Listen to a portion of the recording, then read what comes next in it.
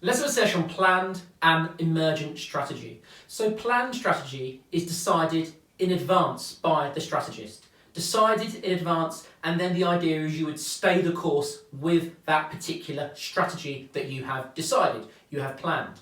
So it is therefore a rigid type of strategy. A rigid type of strategy that should theoretically be based on the existing corporate objectives. The board of directors would be expected to control this strategy, and they might use tools such as generic strategy and Porter's 5 forces.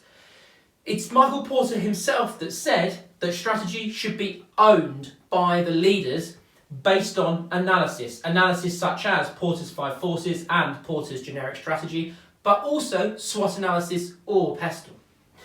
So planned strategy is sometimes referred to as deliberate strategy. Deliberate strategy, planned strategy, essentially the same thing. Now, Henry Mintzberg disagreed with planned strategy, and he came up with this idea of emergent strategy. That strategy doesn't come from the mind of the strategist, but instead is about the interaction of the business with its external environment, and that might include also its competitive environment. Now, it's a type of organisational learning because there's a learning over time by the business, by the organisation, and therefore it's not rigid like planned strategy, it is flexible. The business is adapting their strategy over time dependent upon what happens. So it might be a way to alleviate or avoid even strategic drift versus planned strategy. Because planned strategy, the problem is the future is assumed to be the same as the past, and we know that is not always the case because there is always uncertainty that exists. Now, Mintzberg said for small businesses, emergent strategy is the only way that they should operate. The only way for a small business. However, he did make a concession for larger businesses that they should set a strategy but use emergent strategy when the following happens. That either the original strategy is not working or it no longer makes sense for the business. So thinking about the pros of emergent strategy, well, it removes the pressure to be too rigid or to be too scientific in your decision making, and it allows you to have more hunches, and you can use those instead, so use your hunch instincts, and that might allow the business to be more creative or to force the business to be more innovative and have that innovative culture.